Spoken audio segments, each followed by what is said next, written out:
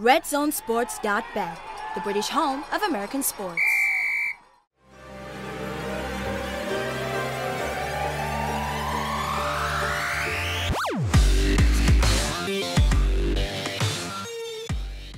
Hello everyone, welcome to the Sports Heads. I'm Simon Millen from Lindy's Sports, and we're going to be talking about college football. Some of the players that are going to make the grade from the college ranks and go into the NFL next season. It's not quite the bowl season yet. We've got another week or so before the 16th and all of the 41 bowl games. I'm joined by Cecil Martin, ex-Wisconsin Badger fullback, and Tom Like from InsideZone.com. We're going to have a quick chat about the college playoff system first of all. Cecil, I know you've got some really strong views about this. We saw Ohio State being junked basically by the playoff committee in favour of Alabama to get that 4th spot. What are your thoughts on that? Because I know we've got differing views, but your views are probably more prevalent than mine. Well, I wouldn't say more prevalent at all. At the end of the day, you know, the premise is the top conferences, the winners of those conferences should go into the playoff system. But that's not written in stone, right? There's a group, there's a committee. Barry Alvarez, the athletic director at Wisconsin, who's my coach, he's on that committee. And I think at the end of the day, they have to decide who are the best 4 teams to go into the playoffs. And, you know, this Ohio State team, they beat an undefeated Wisconsin team, albeit people said a easy schedule, but some of those teams that weren't supposed to be good actually ended up being good and ended up beating some good teams, i.e. the teams that ended up beating Ohio State during the year. But at the end of the day, when Ohio State beat us in the Big Ten Championship, it's hard for me to say. I really did feel like we felt for you. They should be in the playoffs. Nothing against you Alabama Roll Tides out there, but that was my feeling. That's fair enough. Tom, your thoughts on that one?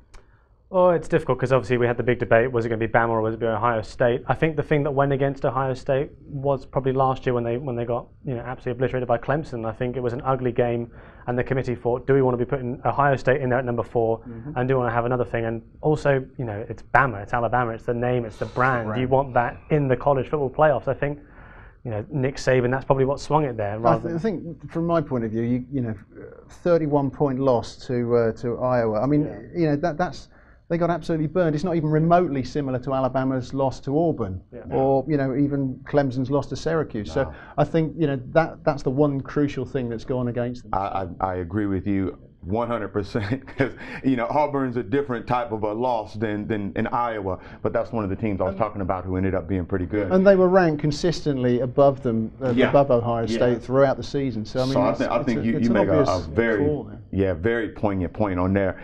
What you just said was, I mean, people have to truly understand that a lot of times this is about ratings and dollars. And if you leave Alabama out of the playoffs and they're anywhere close to a chance to be in there, you know, you're crazy because you're giving up too much. So I can feel the way I do, but at the end of the day, I do understand the business side of it. And what you just said, I think that, you know, that brings all home. So all right, y'all, all right, golly. I mean, you done swung me the other way. We can agree to disagree. I still feel the way I do. The way they did us in that Rose Bowl. I mean, that Big Ten Championship. Clemson against Alabama, Part 3. That's going to be a tough game. Who have you got in the Sugar Bowl? Who have you got in the Sugar Bowl season? Which one? Clemson, Alabama. I'm going with Alabama. Hold on, because I did play with a guy who played at Clemson when I was in. You know, okay, I got to go with Alabama. I got to go, you know, with Alabama. But Tom, who do you fancy? It's got to be Clemson, #1 team in the country. I think Kelly Bryant, he's the heir apparent to Deshaun Watson, and someone find Hunter Renfrow, who seems to appear every year in the national championship game. So sure. I don't know, it's going to be a close one. I've got Alabama over Clemson, and I think Oklahoma beats Georgia. I don't know what your thoughts are. Ooh, I think I'm going to go with you on that one. I think I'm gonna Oklahoma, Georgia? I don't know, because, you know, Baker Mayfield, he's had a great season, but the Big 12 where he plays, you know, that's not quite the SEC defense. Georgia is a unique beast in that sense. I mean, the linebacking core there is, you know, Mayfield's been lights out, probably going to win the Heisman this year. I'll go a hero pick as well. I'll go Georgia again. I'll go on my own again. Boom! Tom, your website deals in a lot of potential NFL players of the future. Talk me through some of your top names that are going to be going in the draft. Well, I mean, this is in no particular order. This is pound for pound, because obviously we could spend 25 minutes talking about the different quarterbacks in the class. But I mean, Saquon Barkley, maybe a Heisman snub there. I mean, he'd all but run away with it by mid-season. mean, he's had 21 total touchdowns this year. Explosive runner. He reminds me of Zeke coming out of Ohio State, whereas Leonard Fournette last year, he was the complete back prospect you want 10 years ago. But Zeke is the modern day 3-down. You know, he'll run between the tackles first 2 downs, and he can catch at the backfield the 3rd down. I think Saquon Barkley, explosive runner, you know, great strength. He could be a can't miss type prospect. Be good for someone like San Francisco, you'd have thought, possibly. Yeah, I mean, what Kyle Shanahan does there. I mean, a lot of what happens with Shanahan's offense, it revolves around play action out of the strong run game. So if you could team up Jimmy G with Saquon Barkley, I mean, that is a tremendous backfield there all of a sudden in San Francisco. Minka Fitzpatrick, another one on your list. Yeah, another. I've got him down as a defensive back. He spent this season playing safety at Alabama. First 2 years he played corner. If you could kind of mould the ideal prototypical number 1 corner, it's him. He's a big, strong guy, physical line of scrimmage, not afraid to put a hit in the run game. I mean, it's going to be interesting. I see a lot of people saying he could be a corner, but I think if he goes corner, he'll go late first. If he goes safety, he could be a top 10 pick potentially there. Cease, have you got any players that you think from Tom's list that could go all the way? Well, I like Tom's list. I mean, number 1, Saquon Barkley from Penn State. I mean, look, he's a physical specimen who can run. And I think one thing that we're seeing now with rookie running backs who are highly touted coming out of college and from big programs is they're having a lot of success, i.e. Ezekiel Elliott you talked about, Fournette. I mean, there's a number of them that are coming in and producing almost like the quarterback position did for a while. And it's still, to a certain extent, doing it, especially when you look at guys like Wentz and Goff and what they're doing in their second year.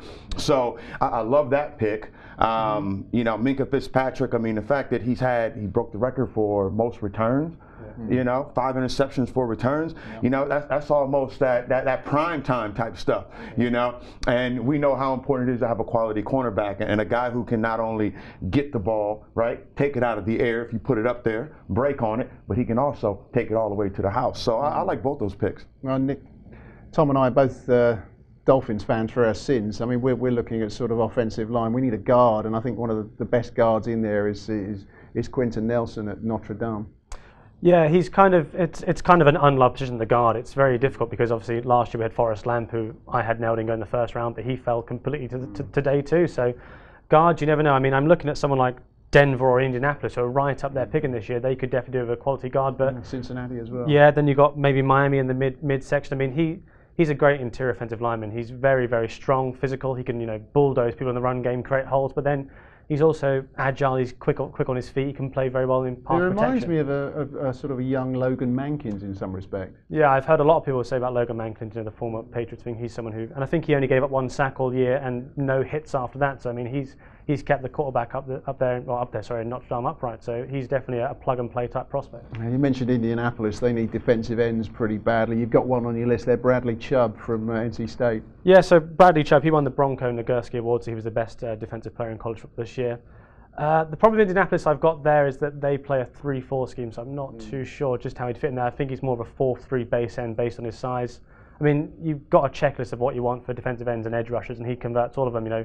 Speed around the corner, good hand usage, very active with his hands. Actually, he's like a karate kid out there with some of the chop moves he puts on there. Converts speed to power well. He's someone who could be a multi 10+ sack 5-year NFL career. You never know. I mean, he's been very impressive so far in college football. Let's talk the sexiest position on the team, quarterbacks. I mean, it's possible that at least 4 quarterbacks, if they all come out and actually go into the NFL, they could be 4 quarterbacks taken in the first round. Your top pick is obviously going to be, I'd have suggested either Lamar Jackson, but probably Josh Rosen looks the more complete NFL-ready QB. It's difficult with quarterbacks because this draft, like you said, there's 4. You've got Baker Mayfield, who a lot of people are comparing to Johnny Manziel. Those who like him would compare to Russell Wilson.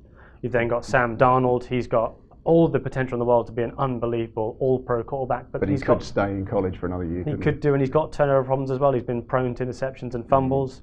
You've then got Lamar Jackson, who is, I can only think of Michael Vick as any comparison to the amount of athleticism he's got at the quarterback position.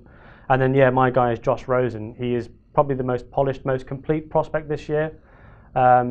Incredible in the deep passing game. So maybe, someone, if he does slip, someone like a Bruce Arians might like him, someone who likes to stretch the field vertically. But Josh Rosen, he's got NFL arm talent. He can push the ball to all levels. He can do the short intermediates, hit you deep, take the lid off the defense. So for me, I think Rosen is probably the most polished thing. But you could see one of these guys, the sail gets beneath, the wind gets beneath their sail. in the draft process, and they could just take off, and the hype train could surmount from the combine for them. Great chat. Cease, who's your man? You know, when I look at Josh and I think about, you know, the NFL still loves a quality drop back quarterback. And while the NFL appreciates a quarterback who can drop back and be able to run and be able to make things happen, you know, the drop back quarterback is still that much more attractive. And not against the one who can run, but it's almost like I trust the guy who can drop back, read the defense, deliver the ball. And that's kind of who he is. So I could see him going really high. And he's also the kind of guy that, you know, during this part of the year, combine season, you know, workouts, all of that, he's gonna shine. You know, he's gonna shine in every way. Well, Cleveland Browns look as though they're going to get the first pick. Let's hope that they actually file the paperwork this time. They didn't when they did with AJ McCarron. They tried to trade with him. So let's see if they file that paperwork and get the first pick. Don't forget, ladies and gents, the 41 bowl games start on December the 16th. I'll give you one lock here. Music City Bowl. The Wildcats are going to win. There.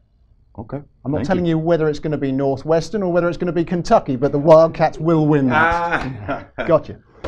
That's it for the college update. Hopefully we'll have a few more of these before the NFL draft, and we hope to see you soon. Take care. Enjoy the Sports Heads. American football and my hot cheerleaders. It'll make you feel like a Yank.